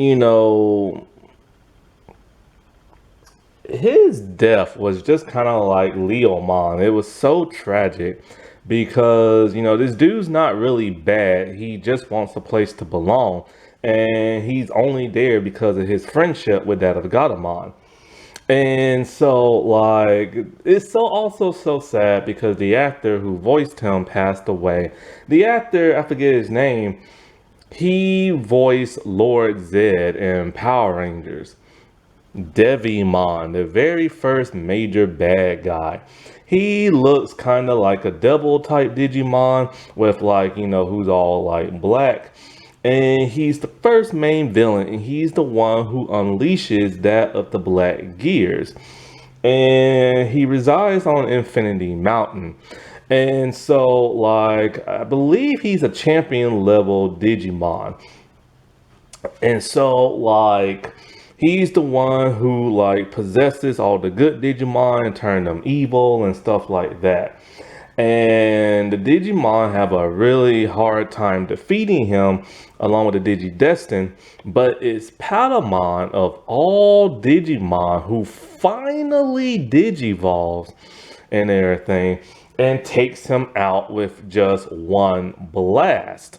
And because of that, it was so much that, Angemon used up so much of his energy when destroying Devimon. And as Devimon and him are both like, disintegrating and everything, he lets them know that there are more evil Digimon that are more powerful than him and everything. And soon the Digidestin will be like destroyed and stuff. Edamon. So Edamon is the second main bad guy, which honestly, he never truly felt like an evil boss to me. He always just felt more like a lieutenant or a minion, but whatever. He's an ultimate level Digimon and extremely tough and powerful. And he runs that of the Dark Network. And so, like, it's funny. He's like a giant monkey with like a little bear attached to his side. And he talks like Elvis, and he sings and does concerts every once in a while. He is the strangest villain I've ever seen, and I just can't take this dude seriously. And so he is the one who captures a different Greymon. And so, like, and has like this like tube around his throat and stuff like that. Which causes, Ty to act stupid and like cause his Digimon to evolve evilly and everything. Anyways, after he is finally destroyed because he got sucked into his own network and kind of fused in that, turning kind of like a mutant and everything, he was destroyed by Metal Greymon. But then years later, when he was in like this void and everything that he got sucked into, he digivolved to the mega level and turned into Metal Etamon, which he looks exactly the same, just like silver and everything. And it's there that Zudomon and now the Digivol, the Mega Digivol level of Leomon defeat him. When he comes back, he's only there for like an episode and stuff. And I was kind of like, okay, get this side villain out. And thank God he didn't last long. Devilmon. And so he's this teeny tiny little bowling ball bat-like creature. And supposedly he used to work for Etamon, but we never seen him. But now he works for MyOtismon.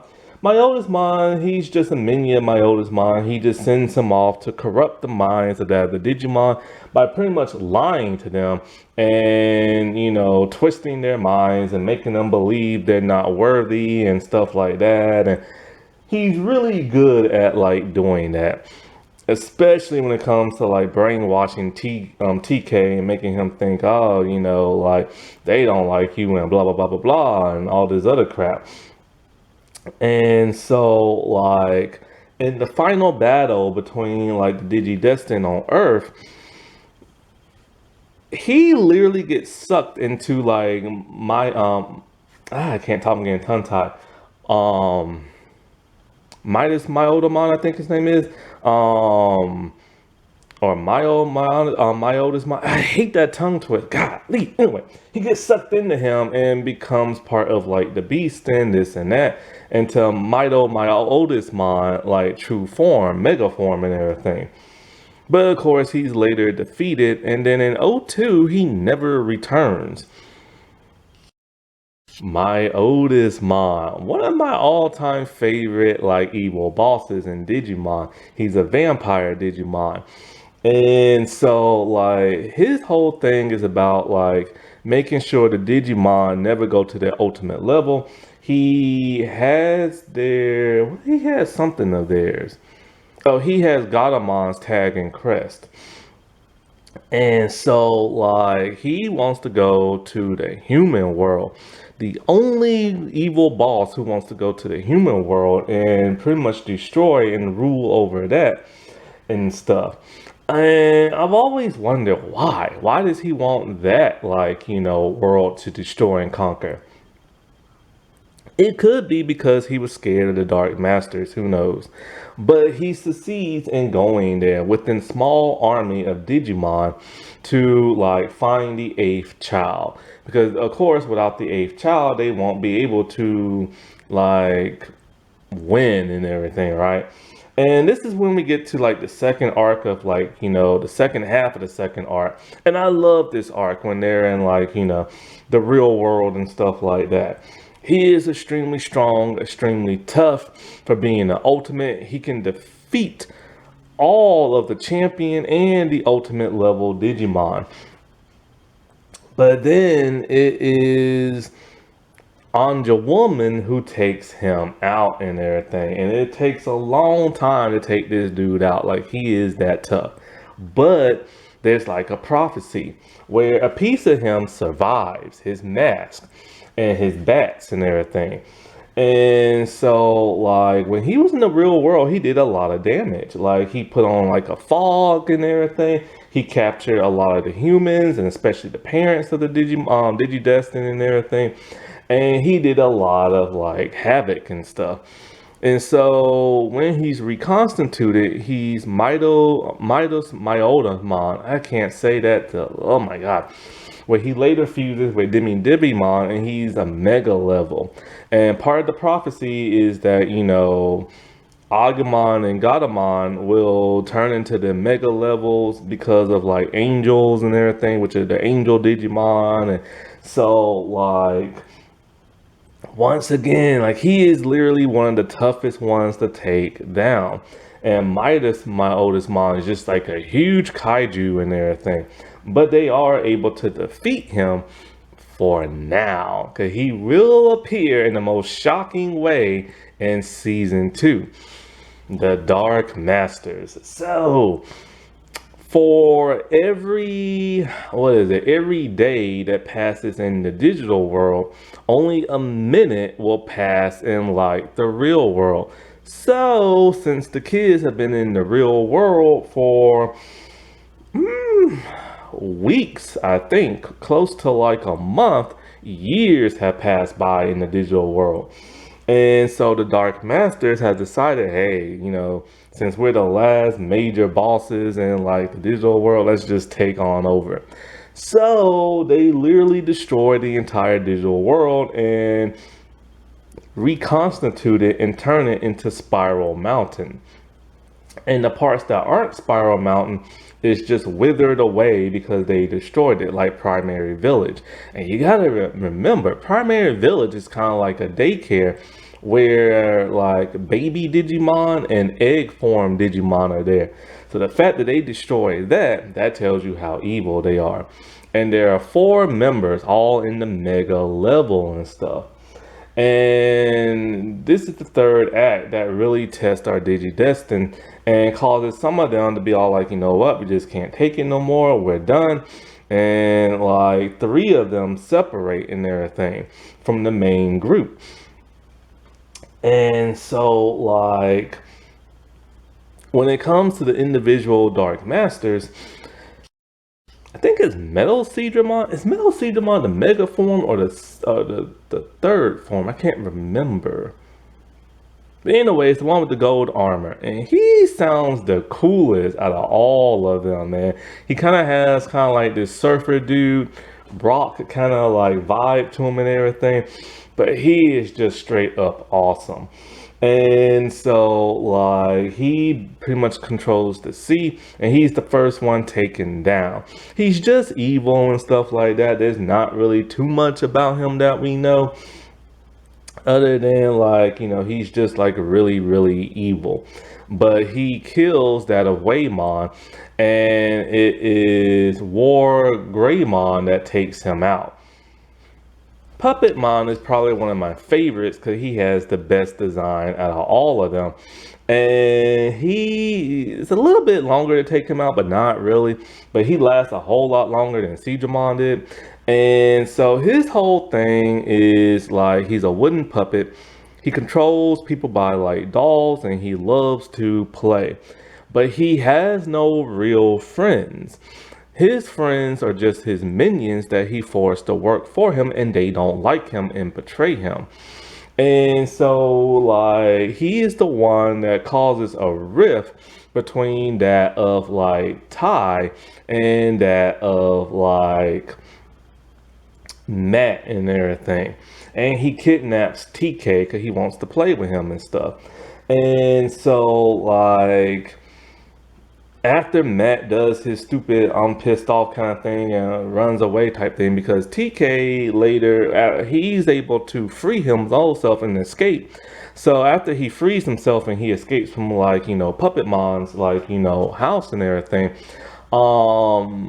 Matt realizes that TK doesn't need him no more, so he just goes off on his own.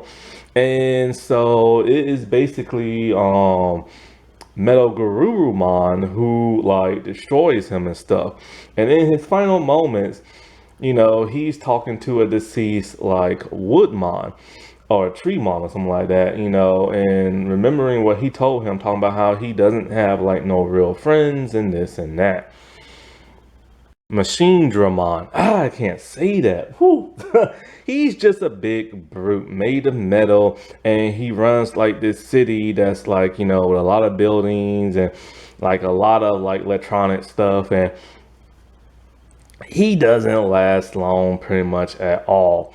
And he gets destroyed by like War Greymon like very quickly and stuff. And last but not least, there is that Paimon. He's a clown type Digimon who reminds me of the Joker, and he's very evil and very powerful. And so basically, it takes like 2 episodes to like defeat him. And he's the one who tried to steal the tax and crest back in the day. Him and the Dark Master were actually defeated by the original Digi-Destin. And so this happened many years. This probably was, a decade ago. And so, like, trying to think. So he had like you think like he just throws swords around and this and that, but he has like energy blast and he's able to throw like a giant cloth over people in Digimon and turn them into teeny tiny keychains. And he's taken out all the megas. He's taken out a lot of the ultimates and like he separates some Digimon from that of their partners and stuff. So when fighting him, you wonder how the heck is like TK Kari and Sora gonna defeat this dude because Mimi is nowhere to be found at this time. And so like you wonder how the heck are they gonna defeat him because Patamon hasn't gone to Ultimate yet. Angemon has been captured and like Joe has been captured. So like you have Kari without a Digimon and you have Gobelmon without like a Digi-Destin. And then also Biamon has been captured as well. And so you just wonder how the heck are they gonna do this when Patamon is just flying around not Digivolving and stuff. Well, later Sora and Gobelmon are captured, and then that just leaves TK, Kari, and Patamon and everything.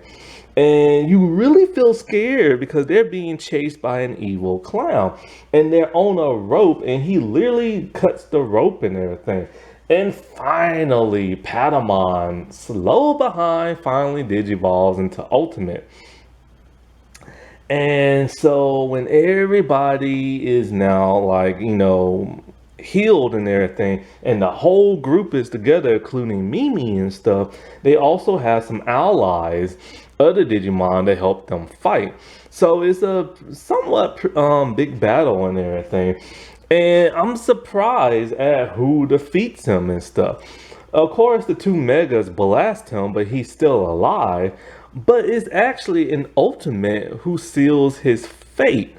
And I'm just kind of like, now, it has literally been said that only a Digimon in their like group level can defeat another Digimon. But then towards like, when they was on Earth and then come back in the Dark Master, now it's like champion levels and ultimate levels are can help like, destroy like megas and stuff. But there's one more boss like villain left, and that's Apocalypse. I feel like Apocalypse was so rushed and he should have been saved for season 2 or season 3 or something like that because the dude is awesome in every way, shape, or form. The way he looks, his backstory, his devastating attacks, but it's reduced to like 2 episodes and that's it. And he's supposed to be the most powerful out of any Digimon, period. And he gets defeated in like a couple of minutes. And so basically, he was so powerful he couldn't be defeated by the original Digi-Destin. So they was able to seal him up. And so like he's been trapped behind like a wall of fire ever since. But because of the Dark Masters doing what they did, it helped freed him and stuff. He crossed the like, firewall. And so he's now ready to destroy everything. And his whole thing is pain and sorrow because he's been like, captured for over like a decade and stuff. I'm pretty sure it's been a decade. Maybe it's been two. But he's an extremely sad and bitter Digimon who just wants to wreak havoc and make everybody feel his pain. And what makes him so powerful is that he can literally conjure up any like, evil Digimon like power of attack. And it's also said he was the ones who created like the Dark Masters or whatever. And so he destroys the tag and crest. And it's like, holy crap, how are they gonna go to ultimate level now? But what don't make no sense is that they keep saying they can no longer digivolve, but they can. They can go to champion level. And not only that, but Agumon and Gabumon can go to Mega. So I don't know why they're just crying over like the tag and crest a lot. But like he destroys those and he de-digivolves everybody to their rookie form. Except for Gatomon, who's in her champion level, which I hate when they keep calling her a rookie because she's not. And so like pretty much he sends them into where data is like deleted and everything. So they're in this like void. And it's like, holy crap, they literally been digitalized and been deleted. But then they regain their strength and composure and they come back fighting stronger than ever. And they are able to defeat him, or so they think. But he's not destroyed yet. His ultimate attack is like total annihilation, or he's just gonna nuke the entire digital world. And that will somehow also nuke that of like the real world, because now both those worlds are merging and stuff. So, unbeknownst to them, their digivices react and they seal him just like the original Digidestin seal him up. Whether or not he's destroyed or not, we don't know. Now, like I said before, the American dub is so much different than that of the Japanese dub in the sense that it's more comedic and they have to change certain things around.